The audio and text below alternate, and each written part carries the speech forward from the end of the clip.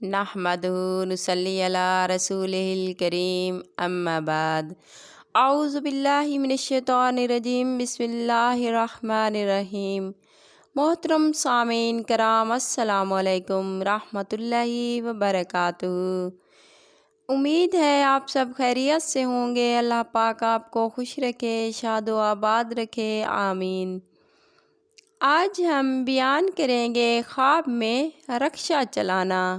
اس کی مختلف صورتیں ہوتی ہیں اور اس لحاظ سے تعبیریں بھی مختلف ہوتی ہیں، جیسا کہ رکشہ پر سفر کرنا، رکشہ دیکھنا، رکشہ پر ڈرائیو کرنا، رکشہ کا ایکسیڈنٹ ہونا، رکشہ پر اپنے دوستوں کے ساتھ سفر کرنا۔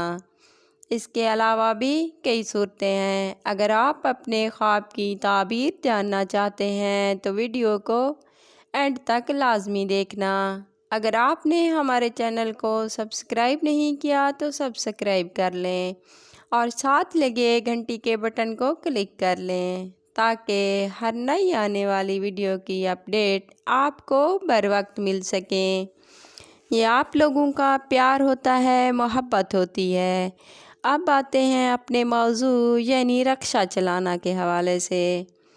اگر کوئی خواب میں رکشہ کو دیکھے تو اس کی تعبیر ہے کوئی گم شدہ عزیز، دوست یا رشتہ دار ملنے کی نشانی ہے یا پھر سفر سے واپس آنے کی نشانی ہے۔ اگر کوئی دیکھے کہ رکشہ پر سفر کر رہا ہے تو اس کی تعبیر ہے اعلیٰ عہدہ ملے گا یا سرداری ملے گی یا پھر دولت ملنے کی دلیل ہے۔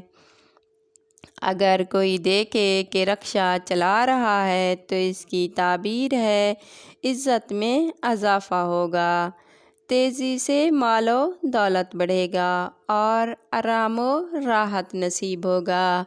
اگر کوئی دیکھے کہ رکشے کا ایکسیڈنٹ ہو گیا ہے تو یہ پریشانی اور نقصان کی دلیل ہے۔